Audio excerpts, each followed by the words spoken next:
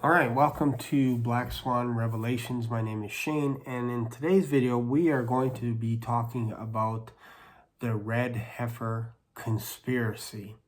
That's right, there seems to be a conspiracy going around that perhaps the red heifers are not needed in order to build the temple, or perhaps they don't even exist. So, we're going to dive into the Old Testament as to where the red heifers are first mentioned. And what we're going to do is we're going to find out what the significance of these red heifers are so that we can attempt to see if it's actually necessary to have red heifers to build the third temple in Israel. Or did we miss something? So I'm going to do that. So let's go into Numbers 19. Strangely, there is not any mention of a red heifer outside of this chapter that I'm going to read to you. So it's kind of interesting. You would think that something that is as important as building the third temple, that you would have more information on what these red heifers are used for. And because we don't, we have to go to the Bible. We have to go to Numbers 19. Now, that's not to say that there isn't any Jewish tradition outside of this, but I'm just looking at it from a biblical perspective. What does the Bible say about red heifers? And can we determine whether or not it's important to have these red heifers? Do we need them? Does Israel need them? Do the Jews need them to build the third temple? Is it important? Or perhaps, can they build a temple and then look for the red heifers and just leave it dormant? So we're going to dive into Romans 19. So let's just read what it says. Let's just read. All right, let's see if I can adjust this here. Make sure this is cool. All right. So we're going into Numbers 19. I almost wish I could show this. That's okay. I'll just read it. All right. This is under the laws of purification. So Numbers 19. And the Lord spake, and this isn't a long chapter. It's just like 22 verses. And the Lord spake unto Moses and unto Aaron, saying, This is the ordinance of the law which the Lord hath commanded, saying, Speak unto the children of Israel, that they bring 3 red heifer, that they bring thee a red heifer without spot, wherein is no blemish, and upon which never came yoke. And ye shall give her unto Eleazar, which is one of Aaron's sons, that he may bring her forth without the camp. So this is a female heifer, female red heifer. And one shall slay her before his face. And Eleazar, the priest, shall take of her blood with his finger, and sprinkle of her blood directly before the tabernacle of the congregation 7 times. So this is in reference to the tabernacle that Moses was basically given the blueprints to create a place of worship so that the priests can fulfill all their instructions with regards to sacrifice, lighting the candles, atonement, all kinds of stuff. This is the place that this would happen. This is the tabernacle. So this is before the first temple was built by King Solomon. And again, with regards to King Solomon, it was actually King David that actually designed the temple. And because he wasn't allowed to build the temple, he gave the blueprints to his son Solomon and said, Here, you build it, and people are going to help you. So continuing on. And Eleazar, the priest, shall take of her blood with his finger and sprinkle of her blood directly before the tabernacle of the congregation 7 times. And one shall burn the heifer in his sight, her skin, and her flesh, and her blood, and her dung shall he burn. So it kind of sounds like it's everything, the entire animal is to be burnt. And the priest shall take cedar wood and hyssop and scarlet, these are important ingredients, and cast it into the midst of the burning of the heifer. Then the priest shall wash his clothes, and he shall bath his flesh in the water. And afterward he shall come into the camp, and the priest shall be unclean until the even. And he that burneth her shall wash his clothes in water, and bathe in his flesh in water, and shall be unclean until the evening, until the even. And a man that is clean shall gather up the ashes of the heifer, and lay them up without the camp in a clean place.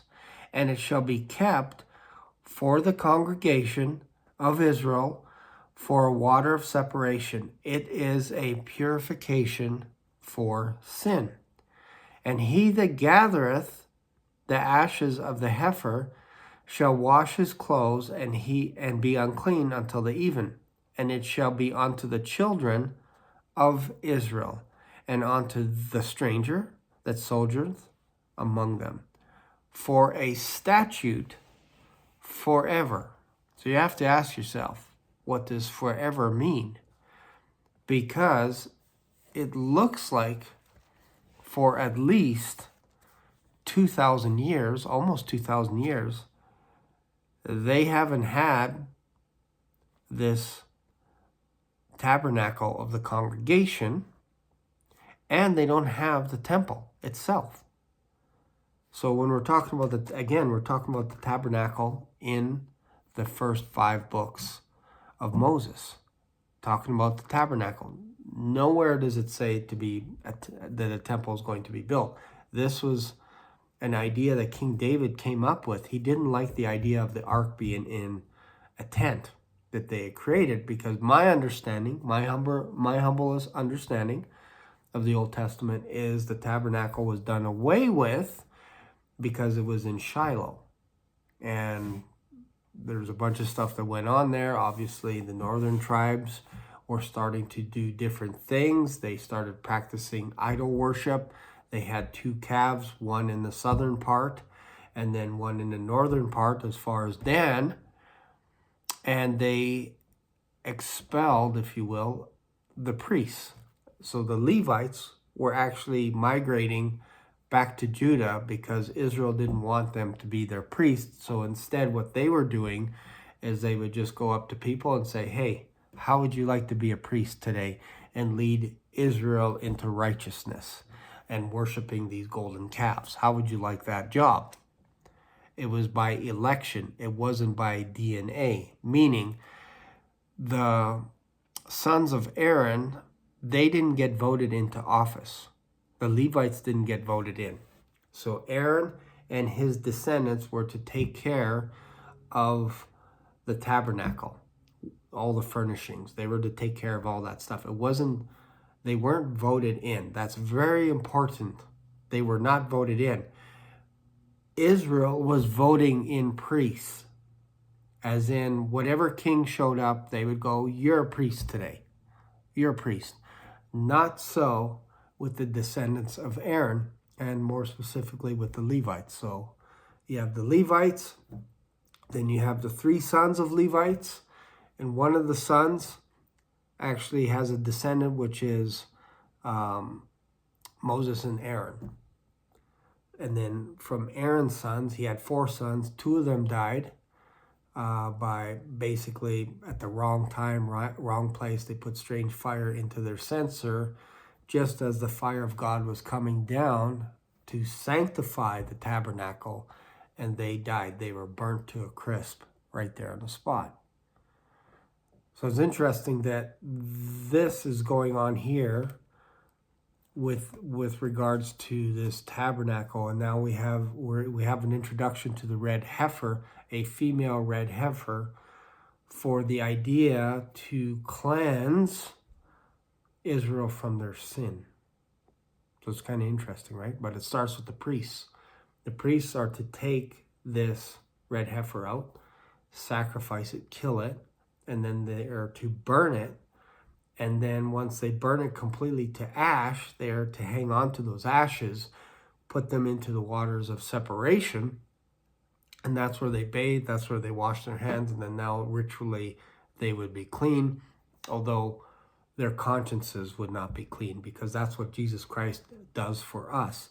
Not only does he save us for all eternity, but he also cleanses us in our mind, cleanses our conscience, if you will, because he took on the curse on his cross.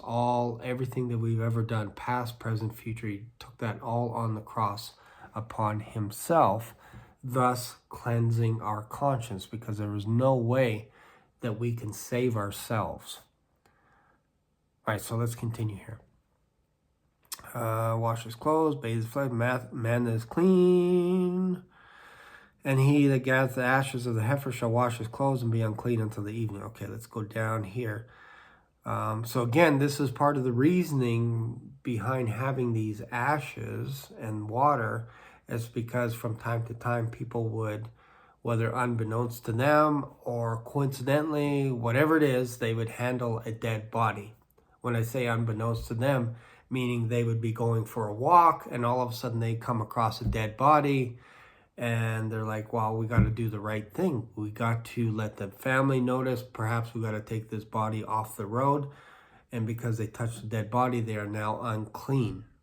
That's what I mean by accidental. And then other times, perhaps somebody wanted to go and bury their loved ones and they have to touch the dead body. Now, ceremonially, they would be also unclean as well.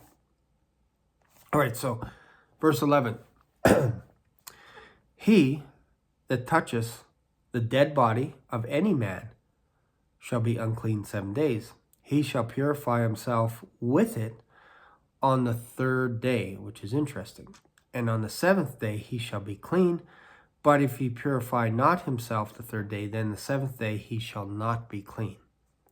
Whosoever toucheth the dead body of any man that is dead, and purifieth not himself, defileth the tabernacle of the Lord, and that soul shall be cut off from Israel, because the water of separation was not sprinkled upon him, and he shall be unclean, and his uncleanness is yet upon him. Sometimes I wonder if that's why Jesus didn't let Mary touch him, because it had only been 3 days. And if you think about it, if they had touched Jesus on that Good Friday, when he hung on the cross, as in taking him down from the cross, they would be unclean for, I believe, 7 days. So it's interesting, right? It's kind of an interesting thing, something to think about. Every open vessel which hath no covering bound upon it, it is clean. And whosoever touches one that is slain with a sword in the open fields, or a dead body, or a bone of a man. So if you found a bone of a man, because maybe he was devoured by an animal, if you came across a bone, you're considered unclean. Or a grave, if you came across a grave and touched the grave, you'd be considered unclean for 7 days.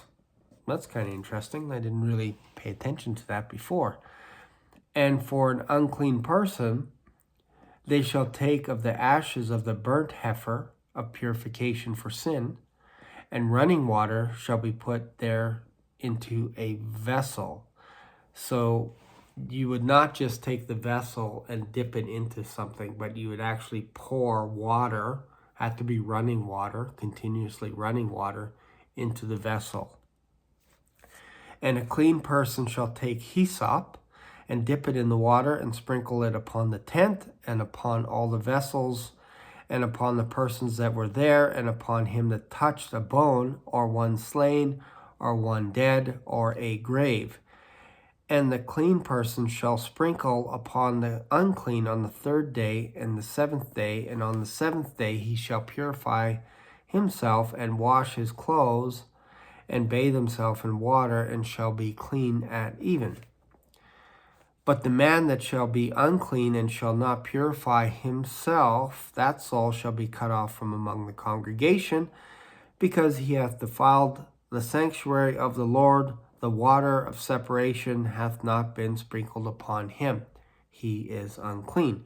And it shall be a perpetual statute unto them, that he that sprinkleth the water of separation shall wash his clothes, and he that touches the water of separation shall be unclean until even. And whatsoever the unclean person touches shall be unclean, and the soul of that touches it shall be unclean unto even. So it's interesting, right? I don't see anywhere that this is a requirement to build the temple. Because again, this was written before the temple was built. I also don't see any requirement to build the tabernacle of the congregation. I don't see that. I don't see it. Not here. Now, if it's a tradition outside of the law of Moses, then you almost have to question authority. Because again, our ultimate authority is found right here in the Bible. That's where we get our authority from. Now, if people living in Israel are going to some other source saying, hey, we need this type of a staircase or whatever it is, has to be so many steps so that we could sacrifice up here, up high, that's a little bit different too, because there was also rules about that as well when it came to sacrificing animals, that you couldn't do it on stairs because then your nakedness would be exposed because of the clothing that you wore. And I don't fully understand that, but the basic concept would mean you don't sacrifice on stairs. And anytime you see pictures in the news or in articles online, there's always this white staircase of where they're saying that they are going to be sacrificing red heifers at the Mount of Olives. And I don't find that in the Bible that that's the place that you have to be. I don't find anywhere that you needed the red heifers in order to build the tabernacle of the congregation. And I don't see that you need the red heifers to build the 3rd temple. Now, I am a Canadian. I am a Christian. I'm not a scholar.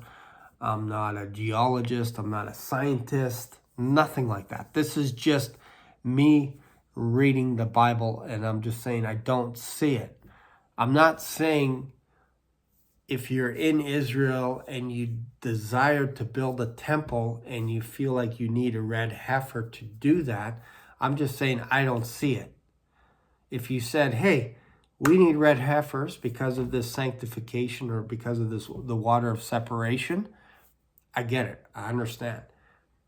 But to tie it in with the building of the temple, I don't see that there. I understand the purification process, all that kind of stuff.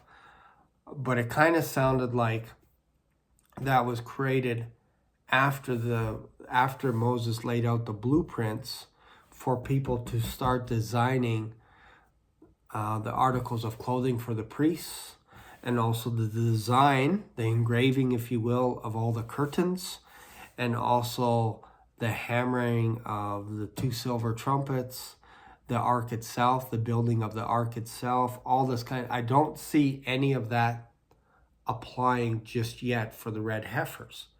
Because remember, there were people, I think the main people were from the tribe of Dan that were actually helping out with the design. I think it was Dan. Maybe it was Judah. I'm trying to think off the top of my head. But my point is, there were people that were given the wisdom, if you will, to be able to design, to be able to hammer one piece of the ark, like the cherubim and the lid, like that's all one piece made out of gold. And the trumpets and all the brass, the rings, the sockets, the bars, like they had to design all this kind of stuff in order to build the tabernacle. So it's kind of interesting, right? And before that, people were donating all this stuff. Where did they get all that stuff from? Well, they got it from Egypt. They got it from Egypt. Remember when they spoiled Egypt? So they had all kinds of articles, jewelry, earrings, nose rings, necklaces, rings, who knows what they had. They had everything. They had all kinds of clothing, everything that came from Egypt. And then God said, find some wise people to build this. And I'm going to put my spirit into them to be able to create all this stuff. And you guys are going to actually teach people how to design all this stuff as well. And then they put it all together.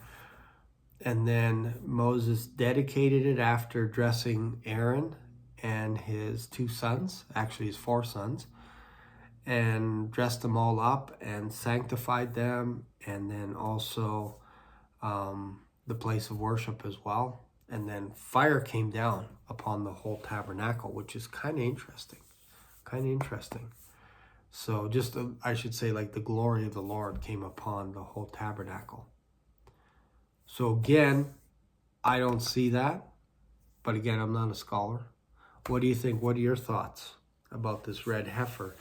And I'm not denying that they exist, because my understanding is they're coming from Texas, which is kind of interesting in itself, that there is no red heifers in Israel. I thought maybe perhaps that would have been important years ago, instead of actually importing it from another nation, another land, that you would have to be dependent on another nation to supply you with the animal that you need. I thought perhaps these animals would be raised in Israel itself. Again, what do I know? I'm not a farmer. All right, so hopefully you got something out of that. If you have, let me know your thoughts. Feel free to subscribe to this channel. Do you think it's important to build a temple? I know from my perspective as a Christian, I never fully understood why they built the temple in the first place. I get it. I think there was a little bit of a misunderstanding with King David. And again, I seem to be the guy that's in the 1 percentile when it comes to reading the Bible. But when God spoke to David and said, you are not, I appreciate the offer, I appreciate the gesture that you want to build a place of worship for me, but you are not to build it. Instead, I'm going to use one of your descendants, and he will be my son, I will be his father, and basically his kingdom will rule forever, and I will get him, he will build my temple, which is kind of interesting. And for some reason, King David thanked God and then began working on his blueprints. And then when he had Solomon, he's like, Solomon's going to build the temple. And then he gave the blueprints over to Solomon, and Solomon said, this is a temple that my father wanted built. He doesn't say he did it. He wanted it built. He's just fulfilling his father's wishes, which is kind of interesting. And then you see Jesus show up and say, if you destroy this temple, in 3 days I will raise it up. And people laughed at him and said, you're not even 50 years old. Something like that. And this temple took like 46 years or something to build. Or you're like 30 or something, and this temple took like 46 years to build. How can you say that you can build this temple? But Jesus was actually talking about himself, which is interesting, which to me lines up with what God said when he spoke to King David, saying, the person that will build the temple will be my son. I will be his father. He will be my son. It's interesting, right? And then later, when Jesus is on the cross, people were spitting on him, calling him names and everything. And they were saying things like, he can heal people, he can raise people from the dead, but he can't save himself. If he were to take himself down off the cross, we will worship him. Why?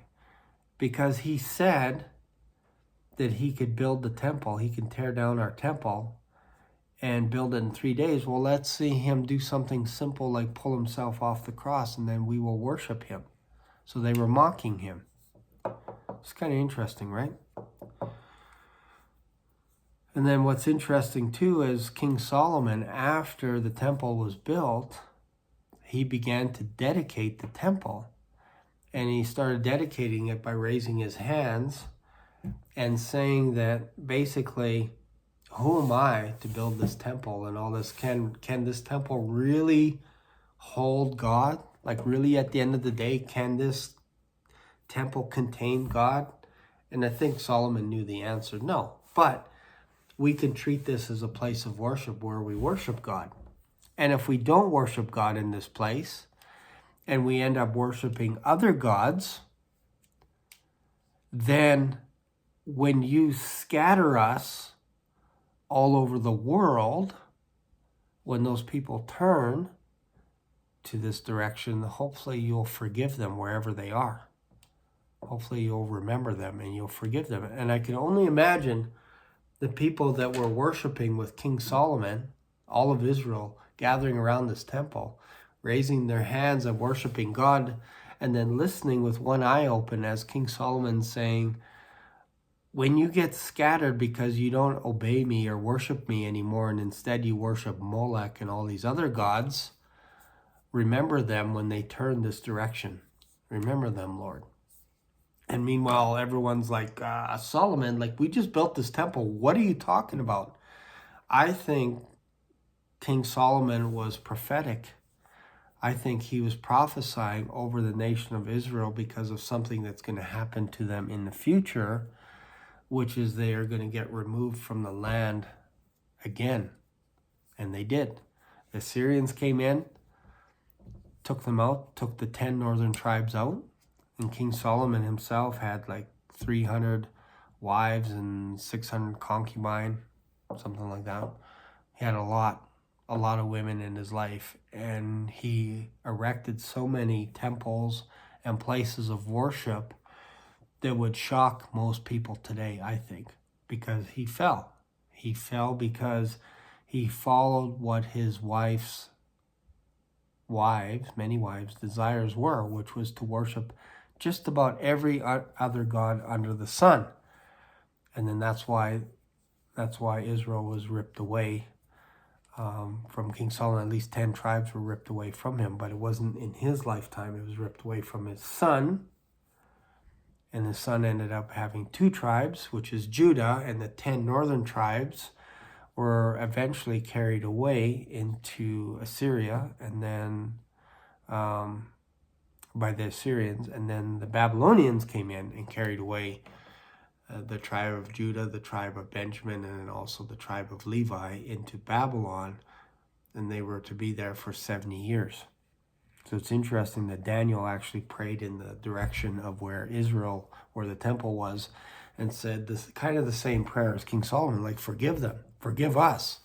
We fell away, forgive us, bring us back into our land, all this kind of stuff. It's kind of interesting, right? Interesting stuff. Anyways, what do I know? It's just my 2 cents. My 2 cents. Thanks for watching. Again, if you got something out of this, feel free to subscribe to this channel, leave a comment, and let me know what your thoughts are.